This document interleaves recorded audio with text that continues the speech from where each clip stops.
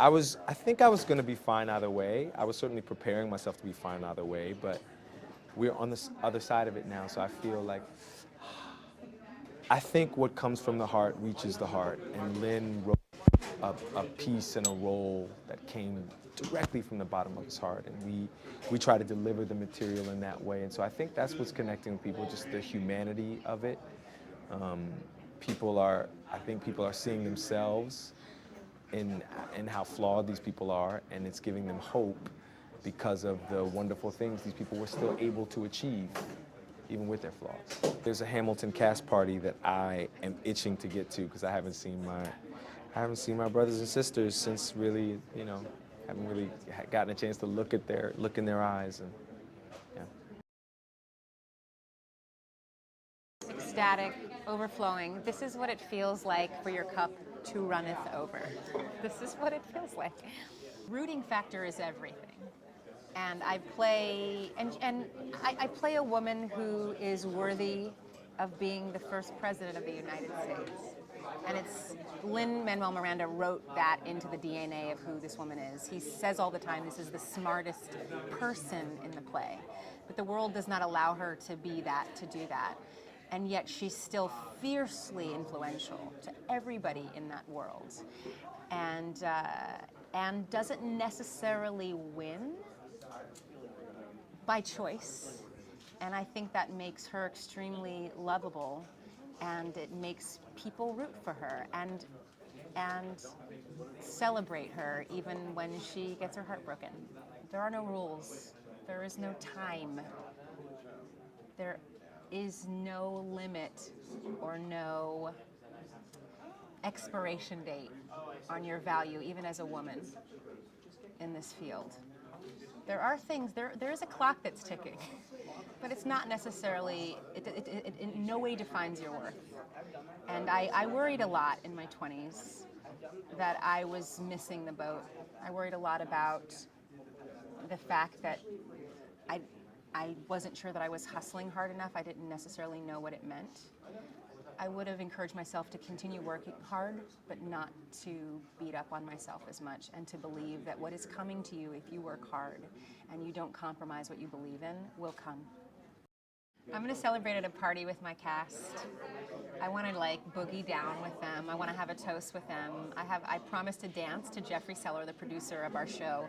Win or lose, we made a date to dance at the after party. I haven't had a chance to hug my parents. They've been waiting for me all night long, so I want to do that.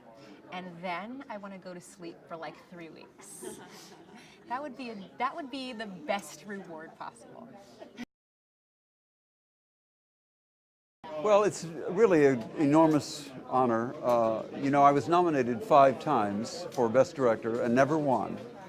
And I never in a million years expected that I would get a lifetime achievement. It just didn't occur to me that this was a possibility. The first time I was nominated, it was the year of the chorus line. And I was just happy to be there. And this year I'm so happy to win this Tony, the year of Hamilton, which is just a great lifetime of a span of the theater, as it were. Great things have happened. It's been a long road from the beginning, down at the public, and not really knowing how it was going to be accepted, and just the way that this production has been embraced, and then all the way through, even to the costumes. Daily I hear how people are enjoying the clothes and what I've done, which is a dream. It's a dream for doing this kind of work, for being in the theater community. This is a really special Tony Award because it's the Isabel Stevenson Tony Award, given to somebody for their volunteer spirit, and it's given to one person a year. I received it because of my work with the Actors Fund, but it really is a whole lot of people there that made this Tony Award possible. And interestingly enough, Phyllis Newman, who started the Phyllis Newman Women's Health Initiative at the Actors Fund, was the first person to receive the Isabel Stevenson Tony Award, I think in 2009. So it's just really, really nice to have this connection to her, to Isabel Stevenson, who was a friend of mine, and to all of those people who give so freely of their time and talent on Broadway in this community. that the past like week or two leading up to the Tonys was very nerve-wracking, because in so many ways you want to be validated. Even though I have felt proud of the work, you still want that validation. So it's been a little stressful, but now I'm like floating. Like it's just the day's gonna fly by, the night's gonna fly by. You also have to have your heart in the right place. I mean, you have to stick to the stories and the points that are honest and that affect people, and stick to those real stories, because that's what really moves the masses. It's been an extraordinary year of Hamilton. I've often called it the 12 months of Hamilton.